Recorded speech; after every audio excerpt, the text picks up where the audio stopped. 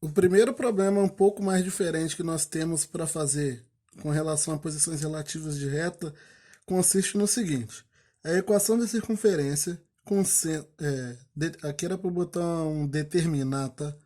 Mas acho que dá para entender. Determinar a equação da circunferência com centro no ponto 2, 1 e tangente a essa reta que tem essa equação aqui. Então, eu quero determinar a equação de uma circunferência onde eu já conheço o centro, que é o ponto 2, 1. Só que a segunda informação que ele me dá é que essa circunferência é tangente a essa reta. Para montar a equação da circunferência, lembrando, nós precisamos do centro e do raio. Então, de alguma forma, nós temos que conseguir o raio da circunferência através dessa informação aqui, da reta ser tangente. E isso é muito simples, porque quando uma circunferência e uma reta são tangentes, aqui era para ser tangente, tá? Elas são tangentes, vão ter um ponto só em comum, a distância entre o centro e essa reta é o próprio raio da circunferência.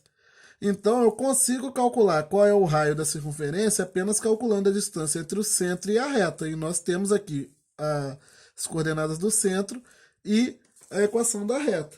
Então eu vou calcular quem é essa distância, que essa distância vai ser o raio, e depois montar a equação da circunferência.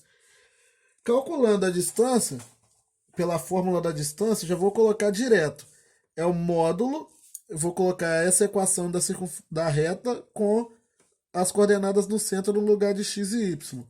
Então vai ser o módulo de 3 vezes 2, menos 4 vezes 1, mais 8, sobre raiz de 3 ao quadrado mais 4 ao quadrado.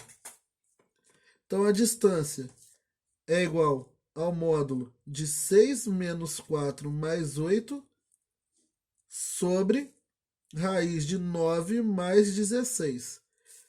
Aqui vai dar a distância é igual ao módulo de 6 menos 4 dá 2 mais 8, 10, sobre raiz de 25.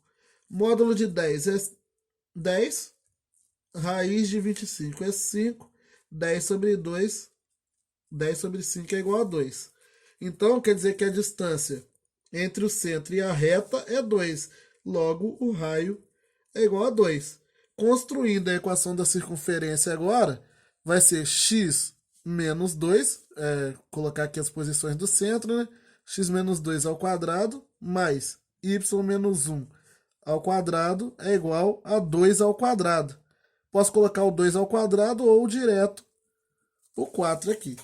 Esse é um dos tipos de problema que nós normalmente vamos nos deparar ao trabalhar com equações, com posições relativas entre retas e circunferência. E em provas de vestibulares e concursos, eles vão sempre dar preferência para esse tipo de problema, sim, porque aqui eles verificam se você sabe lidar com retas e circunferências ao mesmo tempo. Então, esse é um tipo de problema que tem que estar em mente. Um segundo, porém parecido com um exemplo, que era para ser exemplo. O exemplo 5 que é parecido com o quarto. Ixi, o exemplo 5 que é parecido com o exemplo 4 ele diz o seguinte: qual é o raio da circunferência de centro menos 1, 4 e que é tangente a essa reta 2x menos y menos 5 igual a zero?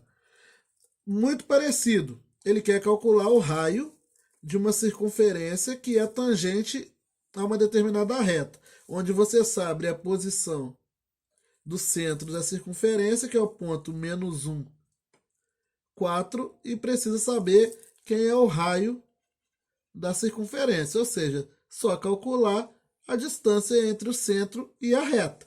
Fazer a mesma coisa que nós fizemos no exemplo 4, só que um passo a menos. Não precisamos montar a equação da circunferência. Só queremos saber quem é o raio. E nós já sabemos que o raio é igual à distância. Então já vou colocar ele aqui de uma vez no cálculo. Vai ser igual ao módulo de 2 vezes menos 1 menos 1 vezes 4, porque estou pegando as coordenadas do centro e colocando aqui no lugar de x e y. Menos 5 sobre raiz de 2 ao quadrado mais menos 1 ao quadrado. Logo, o raio ele será igual ao módulo 2 vezes menos 1 dá menos 2.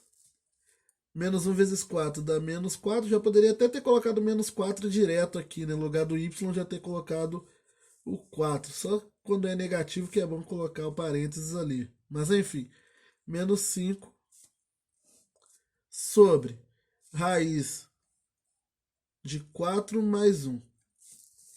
O raio, então, será igual ao módulo de menos 11 sobre raiz de 5. Módulo de menos 11 é 11. Sobre raiz de 5, poderia racionalizar aqui e colocar 11 raiz de 5 sobre 5.